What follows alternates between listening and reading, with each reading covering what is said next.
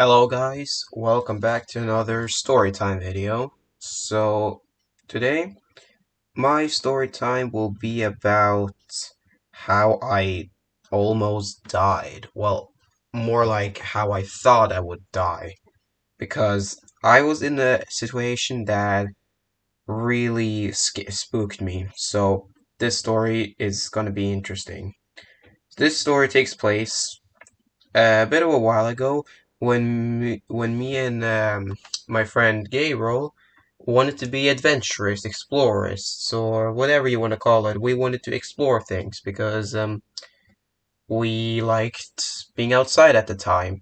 So we decided to go for a walk and just like see the world, basically just see what we can find and explore and stuff like that. So we walk and walk for a while, and then we discover a long path. And this path leads up to a big forest that we see. And we thought it would have been cool if me and him just like went and just like explored the forest because we thought that that was going to be really cool. So me and Gabriel eventually decided to go up the path and into that forest. And the thing about this forest that it's actually half of our garden to a house that was really next to the forest. It was right next to that forest. So at that time when we were in the forest, we were like at the line between the garden and a forest. And this forest on the right side, or this side, I'm gonna point an arrow. There were two paths. One really um straightforward path, and another path was kind of like trees had fallen down, kind of blocked off path, but it's possible to go through there. Don't get me wrong. But as soon as we were discovering where to go and like trying to figure out, this car pulled up to that house, and a freaking blonde dude comes out. And this blonde dude, I don't know, he might have been a psychopath, but he saw us, or I don't know what, he couldn't like see us real well because I don't think you could see someone because we were young at the time, so it's hard to see people.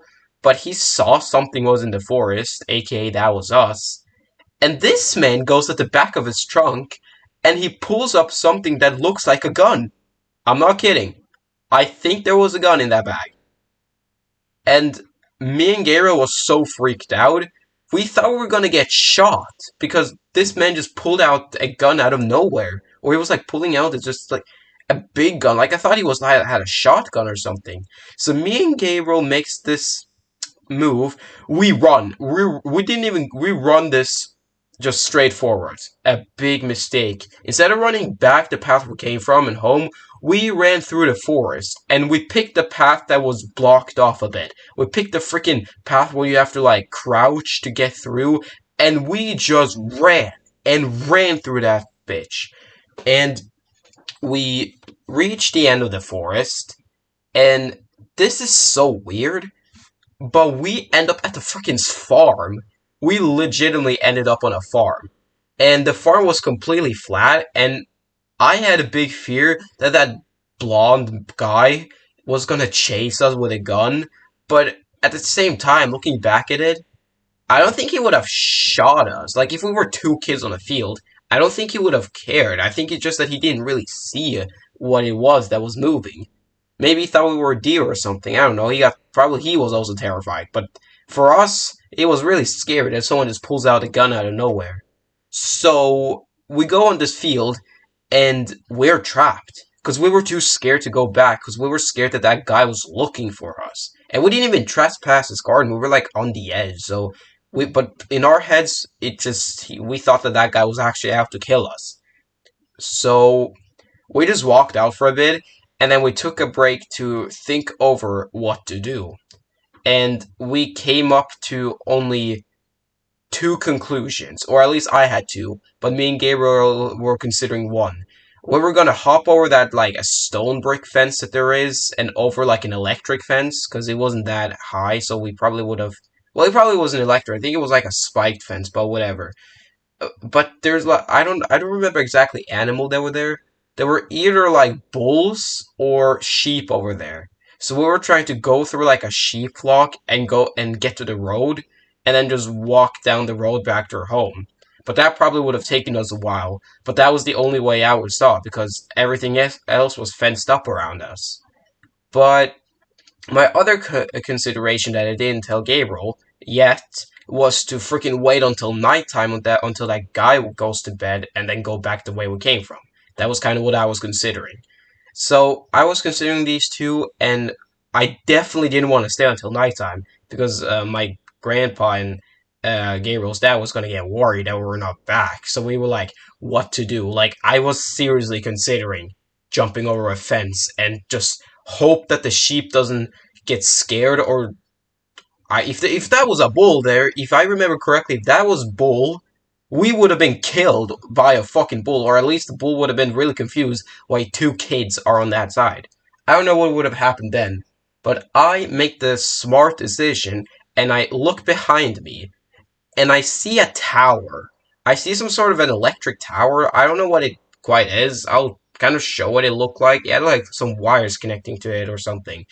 But this tower is like I decided to be like, hey, what if I go to what if we go to that tower and see what's like near it or on the other side of it? Because it was kind of like a hill up to that tower. So we just decided to go up to that hill slash towery thing, and we go there and we find what looks like to be a half worked on maze. It's like a maze there.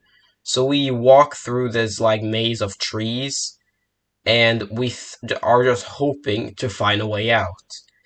And we reach the end of the maze and we find a hill.